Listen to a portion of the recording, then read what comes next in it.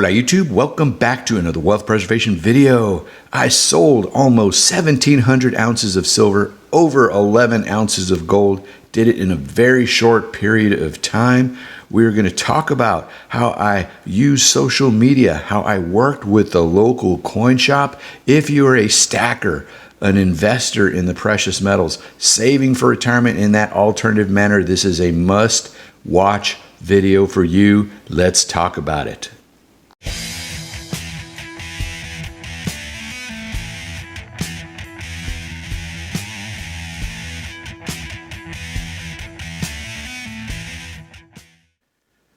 You might be asking, Bean, why did you do it? Why did you sell so much of your stack?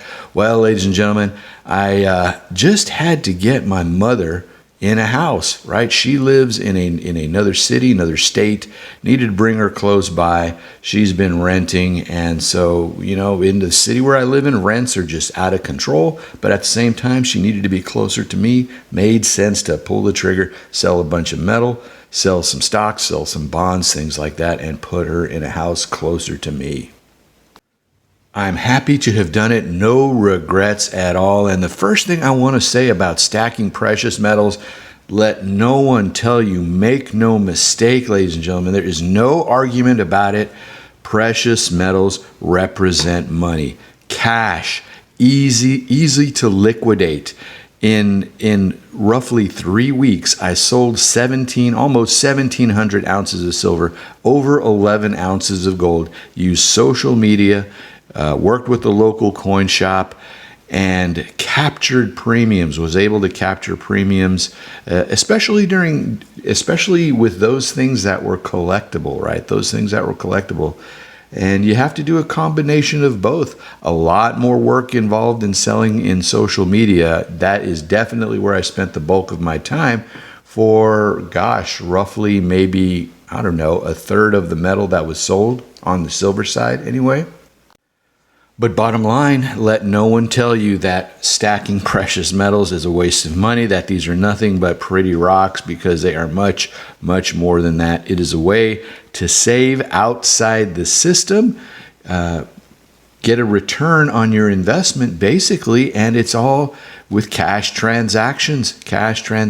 So from a tax standpoint, that's definitely a factor. That's something to factor in terms of just money management overall. An added bonus on top of that is the wife has once again seen how it is that precious metals works, right? She, in the very beginning when I first started stacking, she was one of those, why are you doing this? Why are you spending money like this? The inspiration was definitely inflation. It was definitely debasement of currency, right? The dollar continues to decline in value, yet precious metals maintain their value, maintain that purchasing power. They continue to go up in price from a dollar standpoint, both gold and silver. And the longer you hold your precious metals, the better. I've been stacking for, I think over a decade now at this point, and things that I bought a long time ago, of course, from a investment standpoint, from a return on my investment standpoint, quite the gain. And so the wife has seen that. There's been other opportunities to have sold, other needs to have sold in the past, and the wife has seen just the gain of things, and so she's now just a total bought-in partner in terms of saving for retirement in an alternative manner. So now let's get into the details. The first thing I want to talk about is the planning, the sorting, the digging through your stack and picking out those things you want to sell, picking out those things you don't want to sell. Those things that you do want to sell, you're separating into what's going to go on social media. What am I going to take to the local coin shop? That took a significant period of time. Probably an hour here and an hour there, the planning phase of things over the course of a week, just after work, sorting through the precious metal, significant period of time. Get ready to invest that amount of time in when you're planning on doing a sizable transaction such as this, just moving just a large portion of your stack. When it comes to the local coin shop, and we'll talk about that first because I think that's the bulk of how people will sell their precious metals, right? Most of the viewers of this video will sell their precious metals at the local coin shop. In fact, it's who bought the bulk of what it is that I sold. Of the almost 1,700 ounces of silver that I sold, the local coin shop bought 1,100 of it. Of the 11 ounces of gold that I sold, the local coin shop bought a little over 6 ounces of that. So quite a bit of the, significant portion, most of what it is that I sold went to the local coin shop. So let's talk about that local coin shop, some of the things that I talked about with the dealer there, and, conversations that were had. Very interesting information, this segment of the video. I'll start with the fact that what I sold there, the bulk of what I sold there, was silver and gold that I do not care about, right? Things that I had purchased for weight. The cheapest, dirt cheapest generic silver that you could buy, whether it's bars, whether it's rounds, and the same thing with gold, cheap government bullion, American gold eagles, American gold buffaloes, big gold, right? Big gold is what I sold there. 1 ounce coins and 1 ounce bars. That is, I did not sell any fractional. Well, I guess I did a little bit of fractional gold there, not much. But the fractional gold that I did sell there was half ounce and greater, right? I think I sold a Mexican. What is it? 20 pesos. It's a little under a half ounce of gold and 1 or 2 other pieces like that.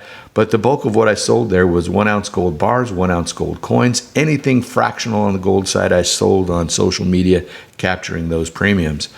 But no hassle, right? And for such large pieces of gold on the gold side, close to $2,000 is what a local coin shop is buying gold for now.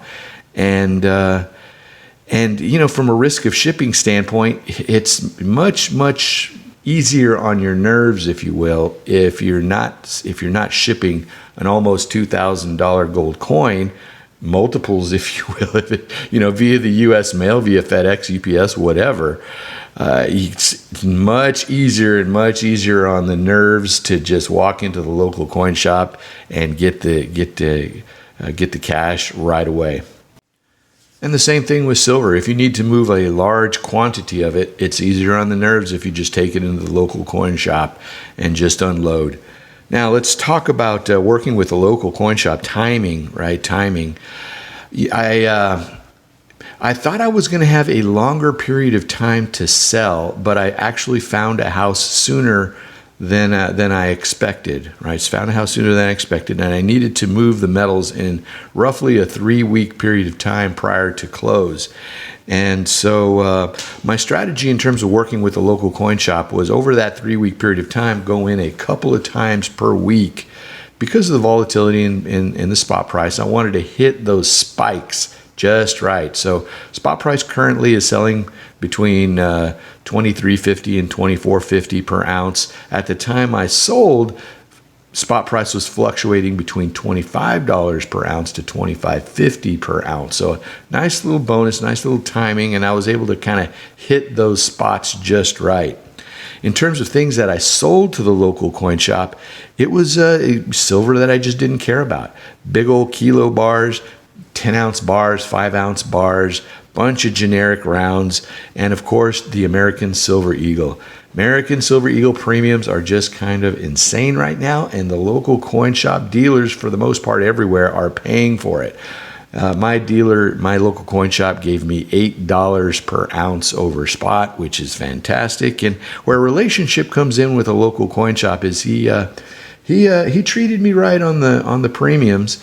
Most when I shopped online in terms of looking at SD Bullion and other buyers like that, they might have been $9 over spot, just a buck more. But in terms of just not having to hassle with the shipping aspect, I was very happy to pay or to receive that $8 over spot. And his normal price his first price that he quoted me was $6 over spot. Quite frankly, I said no. I think you have to negotiate a little bit. I think I just might go ahead and ship it over to SD Bullion, and he popped it up to $8 over spot, and it was good.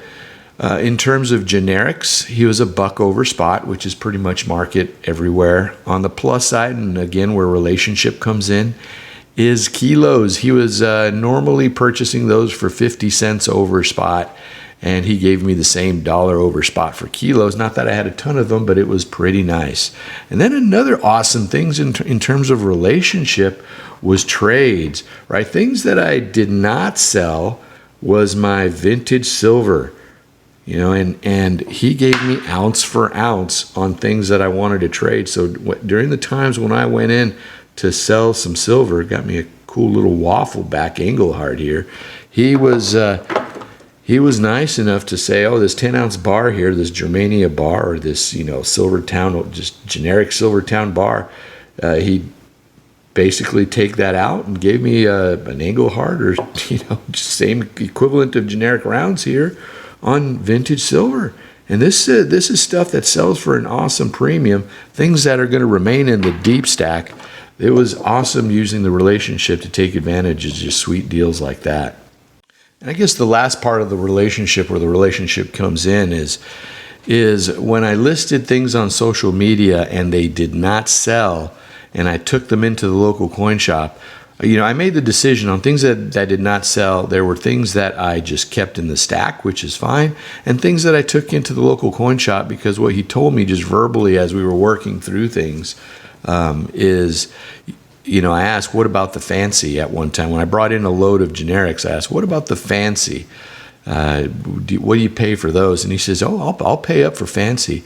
And those things that were in TEPs, like those peanuts rounds in TEP, other things that were encapsulated, not so much pandas and kooks and koalas, but I'm talking about, things with a little bit lower mintage. He paid me, for the things in TEP peanuts rounds, he paid me $30 per ounce, so $5 over spot for those at the time, which was fantastic. I was actually listing them on Instagram, social media, for the same price, and I was surprised to find that the local coin shop just gave me the same stuff for it. So fantastic, just the relationship with that guy, because he's got a big shop, number of employees, and he's able to move the metals, and it was awesome for me to be able to sell that stuff. And when I went in to his shop over that 3-week period of time, stuff that I brought in there, things that he immediately put on the shelves, were just simply no longer there on the next visit. He was moving his metals quick. So, man, these dealers, they're making money, and feel free to negotiate, I think, because they're capturing those premiums themselves as well. At the end of the day, guys, they want that material. In a conversation I had with him, he told me, when my very first trip in there, I went in with maybe a number of American Silver Eagles and a number of 10-ounce bars, and we're just talking through this thing, and he says, I asked him, how much are you able to buy?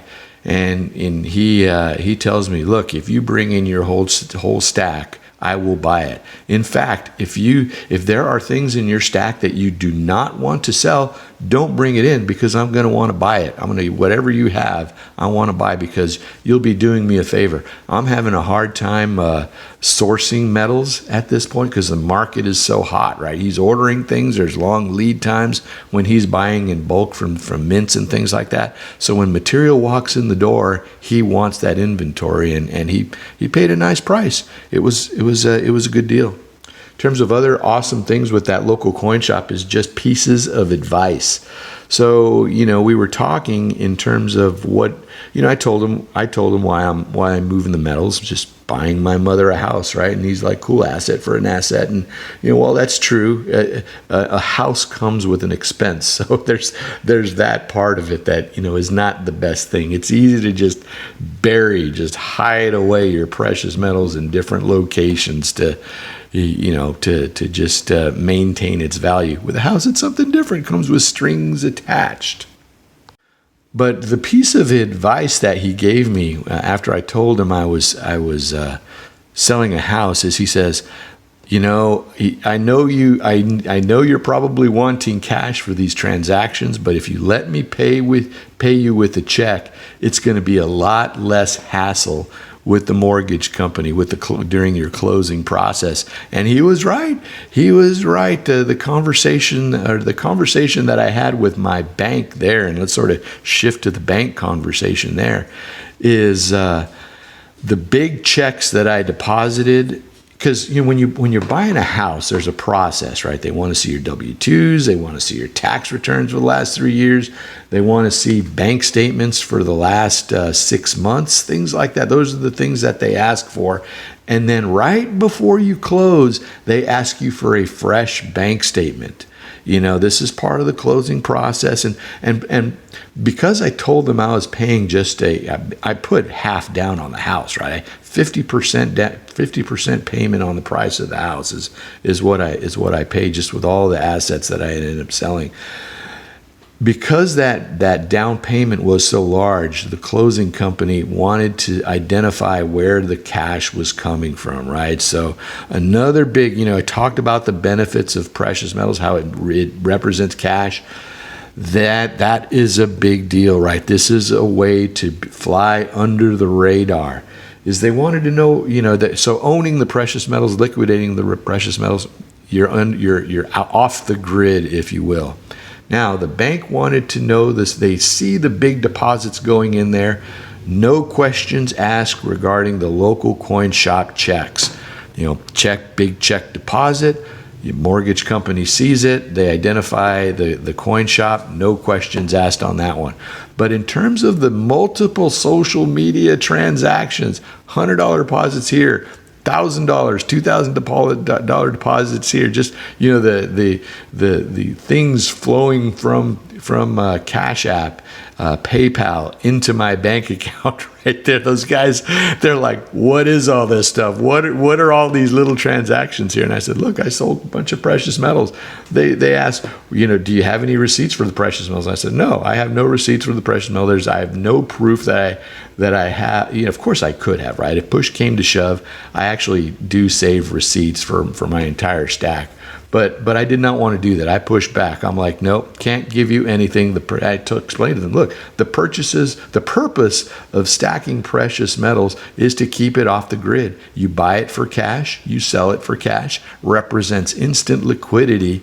And so no, I have no receipts. I have no proof that I have purchased precious metals. Now, they can see over the course of the year of bank statements that I bought. Of course, they see some of the outflows there, right? You write your check to JM Bullion, to Monument Metals, Reckless Metals, MK Bars. They see those payments going out the door at the same time. So that activity, they were able to see that activity, and so. When I sold almost 1,700 ounces of silver and 11 ounces of gold, there was some questions asked, but they did not require. They did not basically cancel the deal, if you will, because of the large cash deposits that were flowing into the bank account. And they do that because it's, I don't know, probably to make sure there's no nefarious stuff going on, drugs, whatever, that type of thing. So that's why it is the mortgage companies do that. They just need to confirm that the sources of cash are from valid transactions. So because the bulk of the cash came from the local coin shop versus social media, right? Of the 1,700 ounces of silver that I sold, 1,100 was sold to the local coin shop.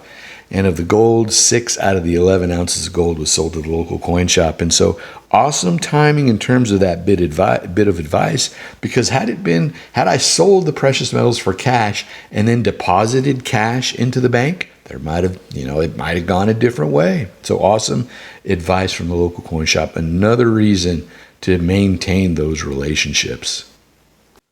So let's get into social media sales, right? Social media sales, get ready to work if you're going to sell your stuff on social media, peer-to-peer, whether or not it's eBay versus social media. The minus about eBay is unless you put things on auction, they're going to sit out there a while. You got to put your stuff out on auction.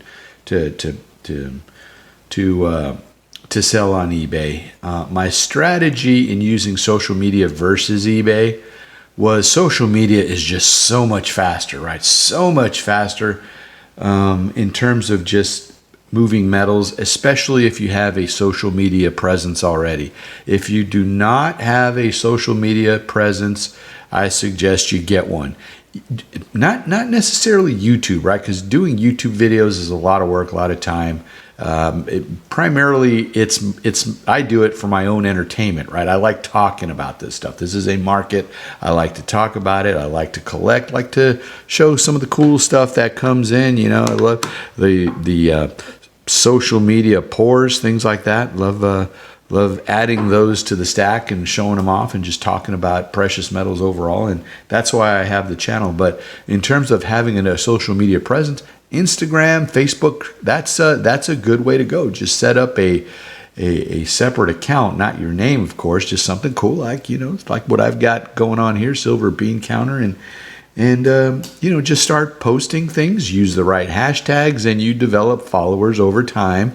You purchase things over time because, you got guys like MK Bars out there that are big Instagram sellers and Reckless Metals, Pit Bullions, Hi-Ho Silver. My favorites, poured silver guys are out there on Instagram. And so you start doing those transactions, you get mentioned, you get tagged. And so, yeah, it's people see you as a buyer, peer-to-peer buyer, because all this stack here is just filled with vintage silver stuff that was purchased, just a ton of it peer-to-peer, right? A lot of it peer-to-peer, and I guess the bulk of what I got from vintage is probably local coin shop stuff, but a number of pieces are peer-to-peer.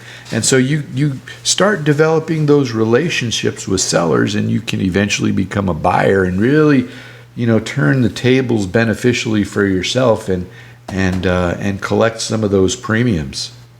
But at the same time, it's a lot of work, right? It is a lot of work because you're posting stuff, massive amounts of communication going on, negotiations off to the side, and the fact that I've got a YouTube channel, I had instances where people are, all right, Bean, I know you've got this. Here's what I'm willing to pay you for it.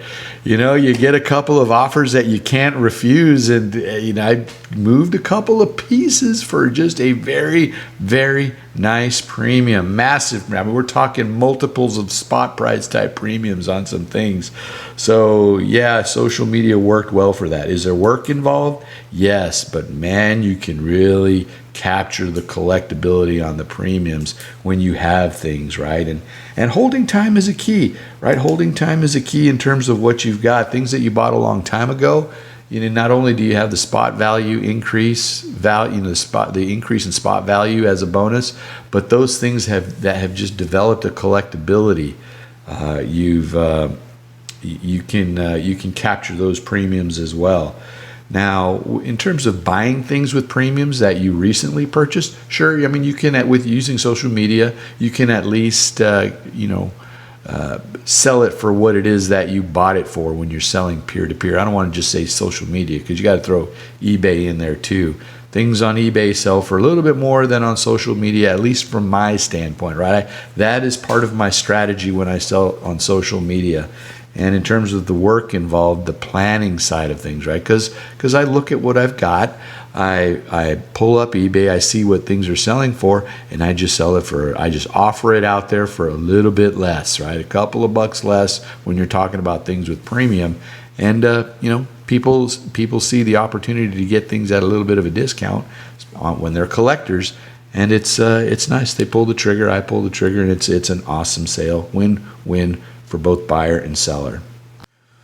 Other aspects in terms of planning when selling yourself peer-to-peer is you want to, as you're stacking, you want to save those packaging materials as they come in, peanuts and those little envelopes, those interior envelopes you get with the little kind of clear bubble wrap little pockets. Wish I had one here in front of me to show you, but if you've been buying, you've received packages in the mail where there's a box, there's a package within the package, and then there's a little bubble sleeve, where a coin or something with a capsule or a slab might fit right into nicely. So just been saving those and other packaging material over my stacking career, and man, I used it all. It is all gone. Yeah, it's all gone, and that's number one. Number two, I went and bought bulk. I bought 100 bubble envelopes, 100 bubble envelopes, 7 inches long, 4 inches wide. I think that might have been the next size up, actually, 9 inches long, maybe 5 inches wide, something like that. And it's roughly 20 cents when you buy in bulk like that. It's roughly 20 cents an envelope, a bubble envelope, and man, 20 cents on as an expense, plus a bunch of free packaging material you've saved over time. I mean, that's peanuts in terms of packaging costs. The time investment in packaging is significant.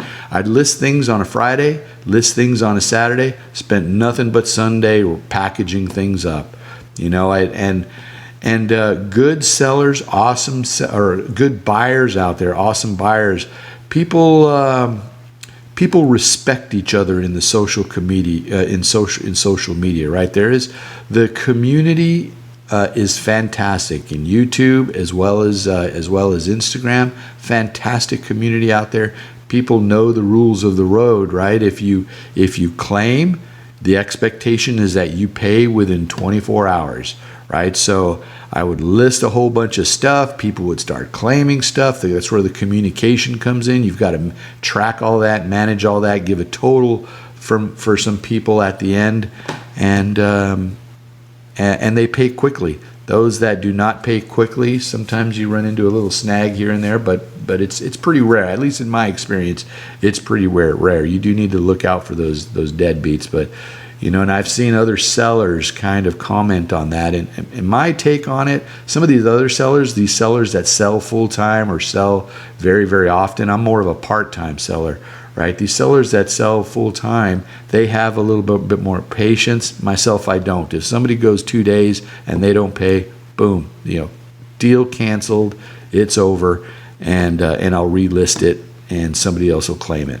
every single time. But is it worth it? I'd say yes, and here's why. Of the 1,700 ounces of silver that I sold, 1,100 was at the local coin shop. 600 of it was on social media. The proceeds collected, I don't want to say it was equivalent, right? So I mean, it was maybe I don't know, 70. No, it's probably not even that. Maybe 55-45 in terms of proceeds. 55% local coin shop, 45% social media. That's that tells you basically that there are people out there who are purchasing. They're looking for rare. They're looking for fantastic deals. They're looking for deals that you can buy. They're looking for deals versus what's on eBay. Deals versus what's out there at bullion dealers, primarily on things with premiums, things that are collectible, and they're hungry for it. I myself am one of those. While I'm in a stacking mode, right? I like getting those little bargains here and there, and so it worked well. Is it a lot of work? Yes. Is it worth it? Yes. Some may argue that particular point. Some may say just buy the El Cheapo, buy the dirt cheap stuff, because quite frankly, it's fast. It's super fast to liquidate in that way. So, pluses and minuses, peer-to-peer versus local coin shop. I like doing both. I like collecting. So, it worked out for me. Let's just say that. What's left in my stack, guys? It's basically things that I like. It's things that I like. We got a handful of these 2-ounce Libertads, not a bunch of them, but they're things that I wanted to keep in the stack. So happy to have some that in terms of silver statues. Love the silver statues. Probably could not get what I paid for this thing if I tried to sell it. So but that's okay. One of these days, either One of these days I'll sell it. One of these days I won't. This particular one here, I mean, this I could sell for a massive premium versus what it is that I bought it for. Other things with less of a premium, you know, again, just things that I like. Could I have sold these on social media and collected some premium for? Yes, but you know what? I didn't want to. Didn't want to sell it at the local coin shop either, because you won't get the premium. These I could have sold these for $1 over spot. Definitely not worth doing that for YPS, Monarch Precious Metal. Better to sell that over social media. You know, you'll get your $5 over spot at least for something like that. On the gold side, did not sell any of my pre-33, right? Love the pre-33. Did not sell any of that. Did not sell some of the really collectible, fancy type U.S. Mint or government gold. What is this? This is sort of a dome-shaped walking on the moon. U.S. Mint issue, 1/4 ounce of gold. Didn't sell any stuff like that. I sold big gold to the local coin shop. Talked about that a moment ago. And then fractional gold I sold on social media. You know, small pandas, francs, sovereigns, things like that. Things that you could collect that premium for. Just miscellaneous 10th ounce kind of collectible things. Some of them collectible, some of them not. I sold maybe, I don't know, 5 or 6 Philharmonics, 10th ounce Philharmonics, couple of Krugs, 10th ounce Krugs, things like that. But things you could sell them on social media, peer to peer, for over $200 a coin. I think I had some kooks, 3 little kookaburras, first issue of 10th ounce kookaburras. Sold those for $300 per coin. Fantastic. It worked out pretty well. So bottom line is, guys, there's 2 bottom lines. Two main takeaways. Talked about one of them at the beginning of the video. Cash, money. That is what your precious metals represents. Easy to liquidate, easy to move. You can capture premiums. It's all about the work that you want to put into it. But bottom line represents cash.